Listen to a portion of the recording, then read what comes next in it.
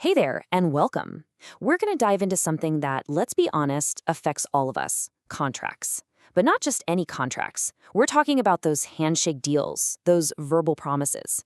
The big question is, when do they actually stick? And when do they just fall apart?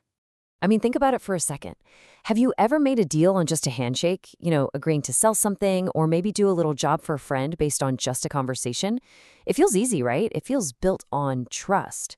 But what happens when that trust breaks and the other person just backs out? Where do you stand legally? That's exactly what we're going to unpack. All right, so first things first, we need to get a key term straight. We're not talking about contracts that are, illegal.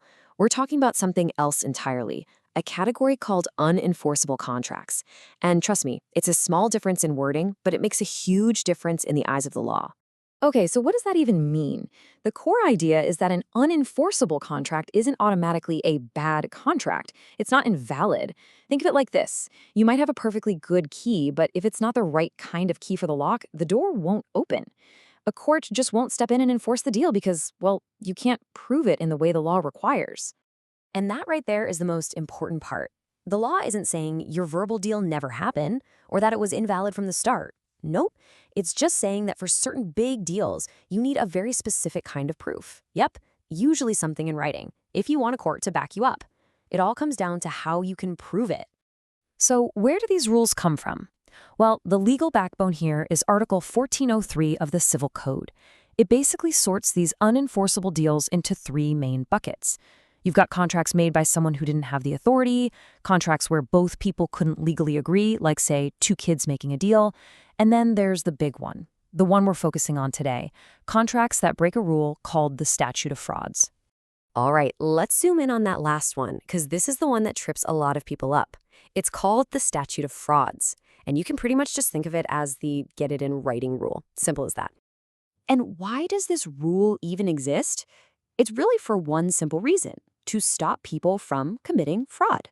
I mean, think about it. Memories get fuzzy, people remember conversations differently, he said, she said can get messy. But a written document, it speaks a uniform language. It's right there in black and white, an unchanging record of what everyone agreed to. So, what kind of deals are we talking about here? When is a verbal agreement just not going to cut it? Okay, here's the list. You absolutely need something in writing for these. Any agreement that you know is going to take more than a year to finish. A special promise to pay off someone else's debt, that's a big one. Any agreement made because of a marriage, but not the promise to marry itself. Think prenups or property transfers. Selling stuff over a certain amount, in this case 500 pesos. And of course, the really big ones, leasing or selling property. All of these, yeah, you got to get them in writing. But here's where it gets really interesting. There's a twist. This get it in writing rule, it generally only applies to what lawyers call executory contracts. Fancy word, but all it means is a contract where nothing has happened yet. It's all just promises about the future. Nobody is paid, nobody is delivered, nobody has started the work. This breakdown makes it super clear. On one side, you've got the executory contract. It's all talk, no action yet. The Statute of Frauds is in full effect here. But on the other side, you have an executed contract. This is where someone has started to follow through. Maybe they paid a deposit or you started the work. The moment action begins, everything changes. The whole game changes. And suddenly, that need for a written document might just vanish. And that brings us to the really cool part. So, what if you messed up? What if you have one of these verbal deals that should have been in writing? Are you just out of luck? Well, not necessarily. There are actually ways to bring that contract back from the dead to make it enforceable. Yep, you heard that right. The law basically gives you a couple of escape hatches. Even if your verbal deal seems totally unenforceable, certain actions can breathe life back into it. So let's talk about the first big way to do that. The first escape hatch is called ratification. It's just a legal way of saying you confirmed the deal after it was made. So how does that happen? Well, one way is in court. If the other person brings up the verbal deal as evidence and you say nothing, you don't object, your silence can actually be seen as you agreeing that the deal exists. But the more common way this happens is by accepting the benefits. If you accept a down payment on that piece of land you verbally agreed to sell, you've just ratified the contract. You can't take their money and then turn around and say, oh, but we didn't have a written contract. It doesn't work like that. Okay, the second major way out is something called partial performance. And this is where that old saying is 100% true. Actions really do speak louder than words. This is a huge one. So let's walk through a classic example. Imagine you verbally agree to buy a piece of land from someone. Just by itself, that verbal deal is unenforceable, right?